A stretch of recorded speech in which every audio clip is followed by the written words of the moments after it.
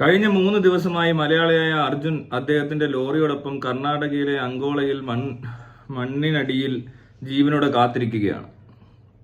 അതിജീവനം എന്നത് നിങ്ങൾക്ക് മഞ്ഞുമേൽ ബോയ് സിനിമയിലൊക്കെ കണ്ടുള്ള പരിചയമല്ലേ ഉള്ളൂ.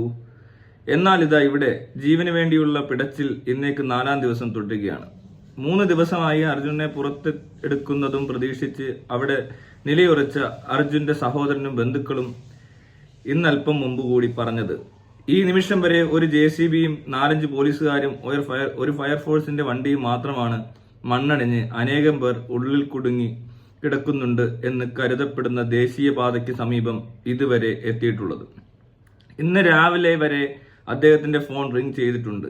ഇന്നലെ രാത്രി വരെ ഉള്ളിൽ കുടുങ്ങിയ ഭാരത് ബെൻസ് ലോറിയുടെ എൻജിൻ ഓൺ ആയിരുന്നു. ഇന്നലെ ഉച്ചയ്ക്ക് മിസ്ഡ് കോൾ വന്നിരുന്നു. ഇതൊക്കെ സൂചിപ്പിക്കുന്നത് ജീവിതത്തിലേക്ക് കൈപിടിച്ച് കയറ്റാൻ ആരെങ്കിലും വരുന്നതും കാത്ത് ജീവനോടെ അർജുൻ വണ്ടിയിൽ തന്നെ ഉണ്ട് എന്നതാണ്.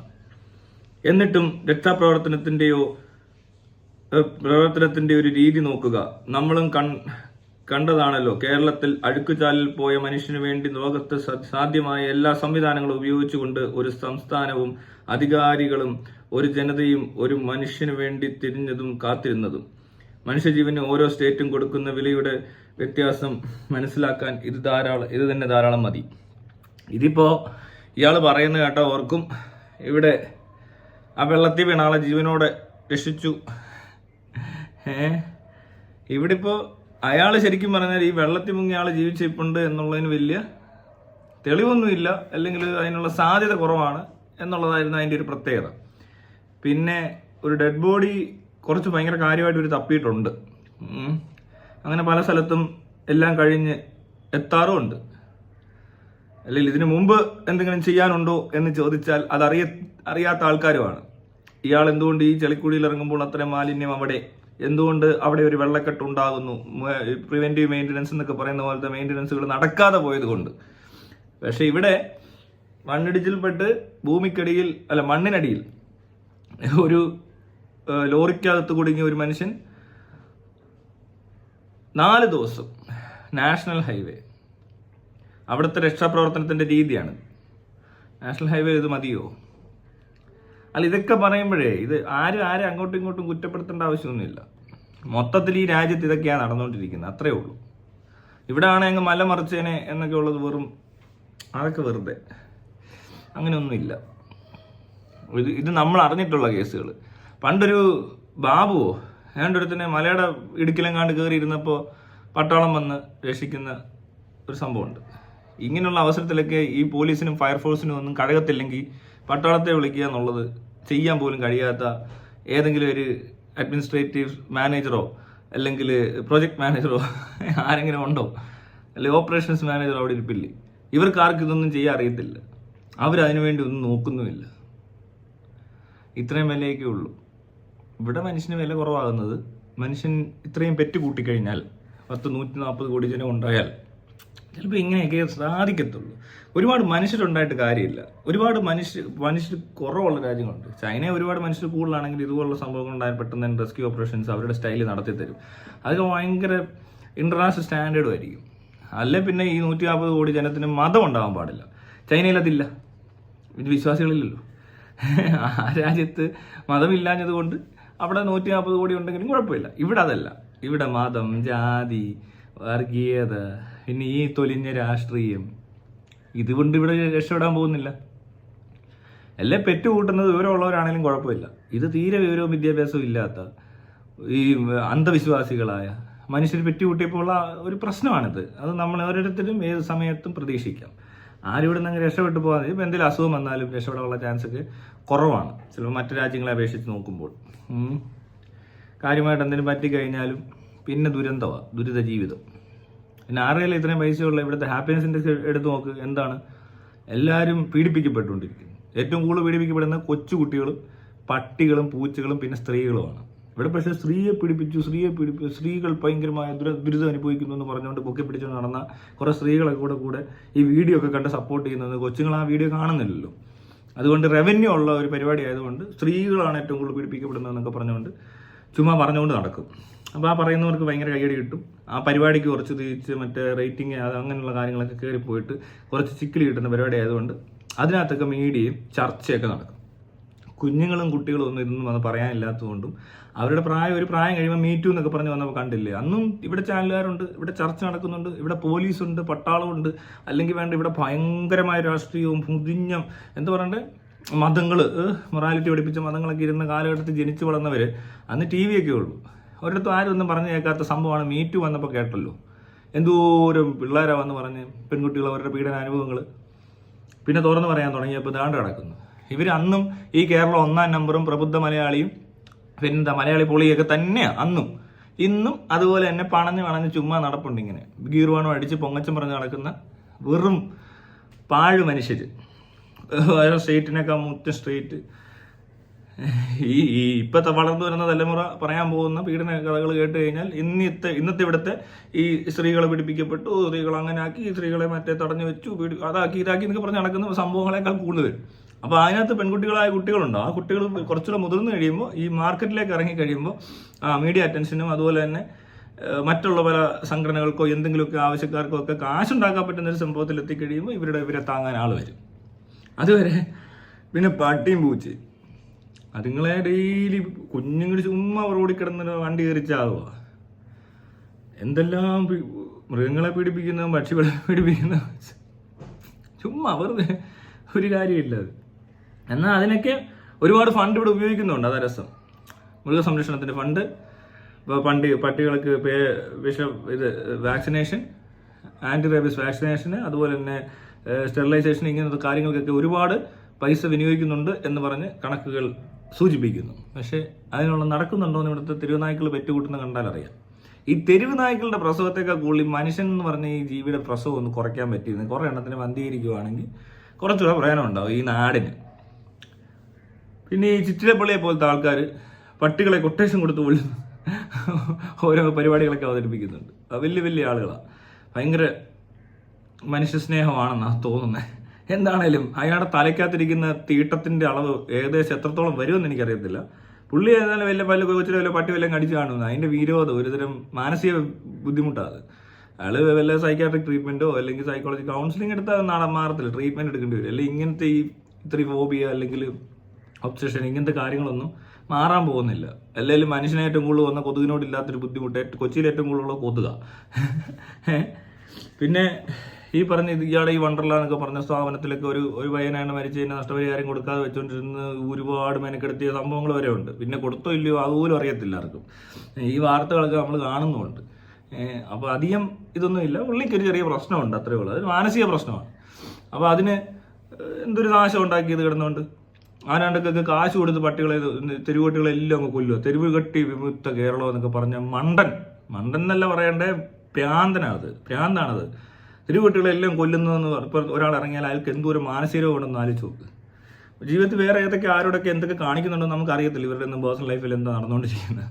പക്ഷേ ഇത് കേട്ട് കഴിഞ്ഞാൽ മനസ്സിലാവുന്നത് എന്താണ്, അതൊരു മാനസിക രോഗമാണോ അല്ലയോ, ഇതാരോ അന്യൻ്റെ അസുഖമാടേ, അല്ല അത് വലിയ ഹീറോയിസം ഒന്നും അല്ല. അപ്പോൾ അതുപോലത്തെ പണിയൊക്കെ കാണിക്കുന്ന വലിയ ബിസിനസ്സുകാരെന്നൊക്കെ പറയുന്നത്. ഇപ്പോൾ അംബാനിയുടെ വീട്ടിൽ കല്യാണത്തിനൊരു പട്ടി ഇരുന്ന് ഫോട്ടോ ഒക്കെ ഉണ്ടാകുന്നല്ലേ, അടിപൊളി ഒരു പട്ടി, ഗോൾഡൻ റിട്രീവർ, ഭയങ്കര വലിയ ഷർവാണിയൊക്കെ ഇടിയിച്ച്. പിന്നെ ടാറ്റ ആണേലും പട്ടികൾക്ക് വേണ്ടിയിട്ടൊക്കെ എന്തൊക്കെയോ വെറ്റിനറി ഹോസ്പിറ്റൽസ് ഇന്ത്യ മുഴുവൻ തുറക്കുന്നു എന്നൊക്കെ പറഞ്ഞുകൊണ്ട് അങ്ങനെ പട്ടികൾക്കല്ല മൃഗ സംരക്ഷണപരമായ പല NGO തട്ടിപ്പുകൾക്ക് വേണ്ടിയിട്ടാവാം, എന്തേലും ആട്ടെ. എന്താണെങ്കിലും ഇങ്ങനെയുള്ള ഊച്ചാളികൾ ഇവിടുത്തെ ഈ മലയാളികൾ വലിയ സംഭവം പൊക്കി പിടിച്ചു കിടക്കുന്ന കുറേ എണ്ണം ഉണ്ട് ഇവിടുത്തെ. ഒന്ന് ഈ ചിറ്റിലപ്പറി, പിന്നൊന്ന് സന്തോഷ് കുളുങ്ങര, ഇങ്ങനെ സന്തോഷ് കുലുങ്ങര ലോകത്ത് മുഴുവൻ സഞ്ചരിച്ച ആളാണെന്ന് പറയുന്നത്. അത്രയൊന്നും ഇല്ല. ഇപ്പോൾ പിള്ളേർ അതിൽ കൂടുതൽ പോകുന്നുണ്ട്. അപ്പോൾ ഇനി അവന്മാരൊക്കെ വരുമ്പോൾ എന്തൊക്കെ കേൾക്കേണ്ടി വരും. ഇയാളെ അതേ ടൂർ പാക്കേജിൽ കയറിപ്പോയി അവിടെ നിന്ന് മറ്റേ ഇതാണ് ഈഫൽ ടവർ ആണോ എന്ന് ചോദിച്ച് നടക്കുന്നിടത്ത് പിന്നെ ഈ വക എന്ത് പറയണ്ടേ, ഒരു വീഡിയോ എവിടെന്നെങ്കിലും എടുത്തുകൊണ്ട് കിട്ടിയാൽ തന്നെ നമുക്ക് വേണമെങ്കിൽ അതിനെപ്പറ്റി ഒരു പല പുസ്തകങ്ങളിൽ നിന്നോ അല്ലെങ്കിൽ മറ്റേതെങ്കിലും സോഴ്സിൽ നിന്നോ കണ്ടെത്തി പറയാവുന്ന ഒരു സ്ക്രിപ്റ്റ്, അതിന് സ്ക്രിപ്റ്റൊക്കെ ഉണ്ടാക്കുമായിരുന്നു. എന്നിട്ട് എടുത്തങ്ങ് വിടുന്നു. അല്ലാതെ ഇയാളോടൊപ്പം ഇത്രയും റിസർച്ച് ചെയ്ത് കണ്ടുപിടിച്ച സംഭവമൊന്നും അല്ല പലതും. പിന്നെ അവിടെ നിന്ന് ചെറിയ ഒരു സാധനം ഇടയ്ക്കിടും, ഡ്രൈവറെ കണ്ടപ്പോൾ ഡ്രൈവർ അങ്ങനെ പറഞ്ഞെന്ന്. അതാണ് പുള്ളിയുടെ വീഡിയോ. നിങ്ങൾക്ക് മനസ്സിലാവുമല്ലോ എന്ന് എനിക്കറിയത്തില്ല. അത് അത്ര വലിയ പണിയൊന്നുമില്ല, മനസ്സിലായില്ലേ. അതിനകത്ത് അത്യാവശ്യം അങ്ങേർക്ക് അങ്ങനെ കുറച്ച് കാര്യങ്ങൾ മെച്ചപ്പെട്ട രീതിയിൽ നടന്നിട്ടുണ്ടാവും. ഇപ്പോഴല്ലേ കാശ് കൊടുക്കാതെ ചാനലിൽ കയറി കാണാൻ പറ്റും. അതിന് മുമ്പ് എങ്ങനെയാണെന്നു അപ്പോൾ എന്താണേലും ഇയാളുടെ ബിസിനസ് ഡെവലപ്മെൻറ്റിനോ അല്ലെങ്കിൽ ഇയാളുടെ മാർക്കറ്റിങ്ങിനോ ഒക്കെ ആൾക്ക് യൂസ് ചെയ്യാം അല്ലേ. അപ്പോൾ അത്രേ ഉള്ളത്. അതുകൊണ്ട് അതിൽ കൂടുതൽ വലിയ ഭയങ്കരനായ ഒരു സംഭവം ഉണ്ടെന്നൊന്നും പറഞ്ഞാൽ എനിക്ക് അത്ര തോന്നുന്നില്ല. ഇത് ഈ മലയാളികളെ പറ്റിക്കാൻ പറ്റുന്നൊരു സംഭവം മാത്രമേ ഉള്ളൂ. അല്ല ഇതിനപ്പുറത്തോട്ടൊക്കെ ഇയാളെ ആരും വിളിച്ചുകൊണ്ട് പോയേനെ, അതൊന്നുമില്ല, നടക്കത്തില്ല. പിന്നെ എങ്ങാണ്ട് മാസിലെങ്ങാണ്ട് പോകുന്ന വണ്ടിക്കകത്ത് കയറി പോകും, ടിക്കറ്റ് എടുത്തിട്ടുണ്ടെന്ന് പറയുന്നുണ്ട്. കാശുള്ളതുകൊണ്ട് ചിലപ്പോൾ നടന്നായിരിക്കാം, അല്ലെങ്കിൽ എന്തെങ്കിലുമൊക്കെ അവിടെ ചെന്ന് കയറി ഇതുപോലെ എല്ലാം തള്ളി കാണും. മാസിലെ അയാളെ കൊണ്ടുപോകത്തില്ല, അയാൾക്ക് അങ്ങനെ കൊണ്ടുപോകാൻ പറ്റുന്നൊരു സെറ്റപ്പ് അല്ല പുള്ളി. ഇതൊക്കെ പബ്ലിസിറ്റിക്ക് ചെയ്യുന്നതെന്നുള്ളതേ ഉള്ളൂ, അല്ലാതെ അയാളെ ഒരു പട്ടിയും കൊണ്ടുപോകാൻ പോകുന്നില്ല. പട്ടിയെ കൊണ്ടുപോകും ചിലപ്പോൾ, ഇവനെ കൊണ്ടുപോകത്തില്ല, അത് ഉറപ്പാണ്. അപ്പോഴാണ് ഇങ്ങനത്തെ ഓരോ ഡ്രാമയും ഈ പറ്റിക്കൽ ടൈപ്പ് പരിപാടി പ്രഹസനങ്ങളൊക്കെ ആയിട്ട് ഇങ്ങനെ നടന്ന് വലിയ ഡയലോഗൊക്കെ അടിച്ച് കിടക്കുന്ന അല്ലാതെ വേറെ പ്രത്യേകിച്ചൊന്നും ചെയ്തും കാണുന്നില്ല. ഭയങ്കര തള്ള, അങ്ങ് തള്ളി അങ്ങ് മറിക്കും, അങ്ങ് കിട്ടിക്കഴിഞ്ഞ ഒരു ചാൻസ് കിട്ടിയാൽ. അപ്പോൾ അങ്ങനെ, അപ്പോൾ ഞാൻ പറഞ്ഞു തന്ന കാര്യം, ഇവിടെ മനുഷ്യൻ്റെ ജീവന് മാത്രമല്ല ഒരു ജീവിയുടെ ജീവനും ഒരു വിലയില്ല.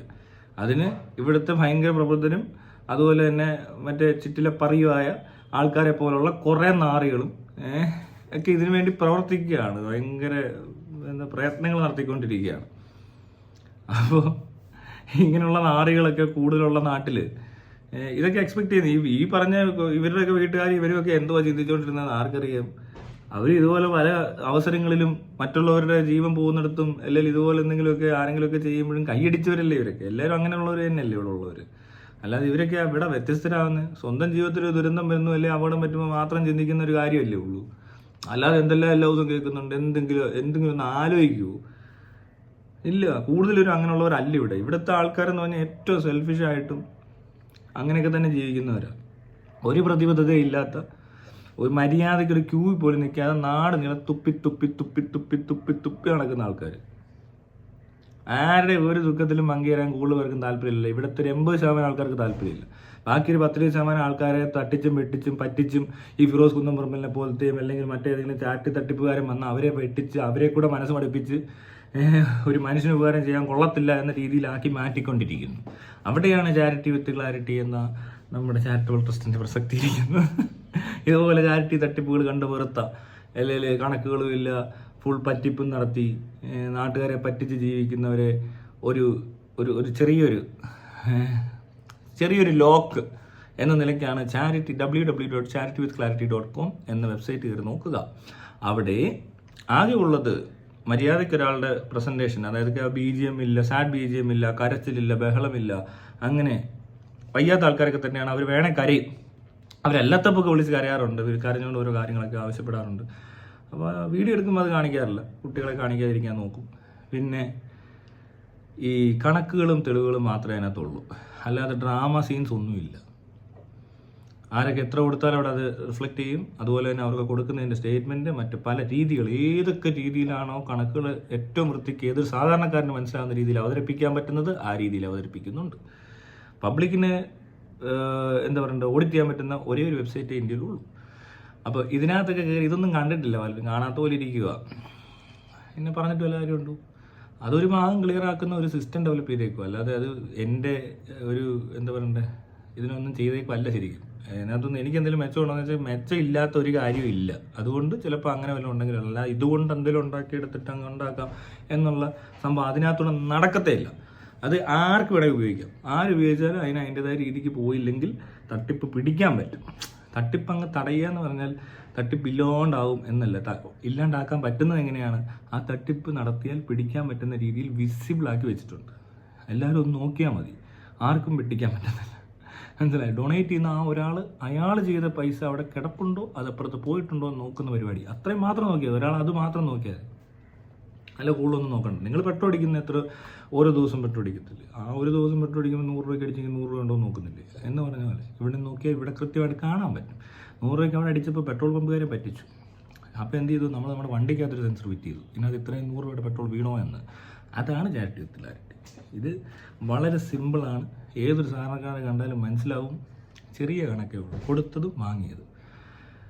പിന്നെ എന്തെങ്കിലുമൊക്കെ ഉപയോഗിച്ചിട്ടുണ്ടെങ്കിൽ അതും. അതിനകത്ത് ഇപ്പോൾ എന്ത് കൊണ്ടുവന്ന് വന്നാലും അത് വേറെ കൊടുക്കുന്നത് നിങ്ങൾക്ക് കാണാൻ പറ്റും. ഇത്രയും കാര്യം ചെയ്തു വെച്ചിട്ട് അറിയുന്നേ ഇല്ല. ഫേസ്ബുക്ക് പേജ് ഉണ്ട്, ചാരിറ്റി വിത്ത് ക്ലാരിറ്റി 463/23 എന്ന് പറഞ്ഞുകൊണ്ടൊരു രജിസ്റ്റർ നമ്പർ ഇവിടെ ചേർത്തുകൊണ്ട് ചാറ്റ് വിത്ത് ലാറ്റയുടെ ഫേസ്ബുക്ക് പേജ് ഉണ്ട്, അത് ഫോളോ ചെയ്ത് ലൈക്ക് ചെയ്യുക. മാക്സിമം അതിനകത്ത് വലിയ കേസൊന്നും പിടിക്കത്തില്ല. ചെറിയ ചെറിയ സപ്പോർട്ടുകൾ, ഇപ്പോൾ ഒരു ദുരിതത്തിലാണ്, ആ കുടുംബത്തിനെ ഒന്ന് സപ്പോർട്ട് ചെയ്താൽ അവർ കരകയറുന്നു, അവരവരുടെ ജീവിതം മുന്നോട്ട് നല്ല രീതിയിൽ പോകുന്നു. അതാണ് ഇപ്പോൾ ഇട്ടേക്കുന്നൊരു കേസ്. അത് ഡൊണേറ്റ് ചെയ്യാൻ താല്പര്യമുള്ളവരുണ്ടെങ്കിൽ തീർച്ചയായിട്ടും മെസ്സേജ് അയയ്ക്കുക. ഡൊണേഷൻസ് അല്ലാതെ ഇപ്പം തൽക്കാലം ഡൊണേഷൻസ് കൂടെ മാത്രമേ പൈസ എടുത്തുള്ളൂ, അല്ലാതെ മറ്റ് പല പരിപാടികളുണ്ട്.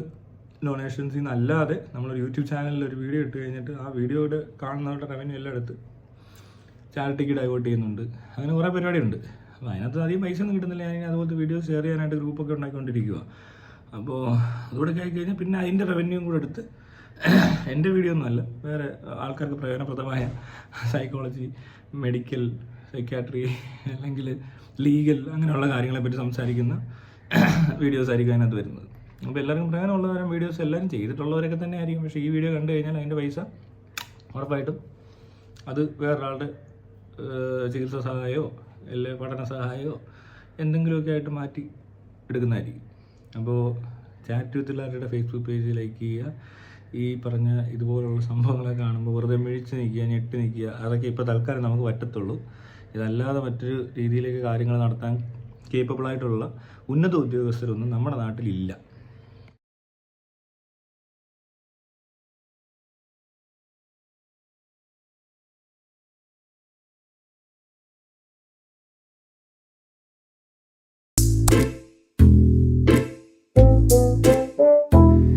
ലൈക്ക് കൂടി ചെയ്തിട്ട് പോകും.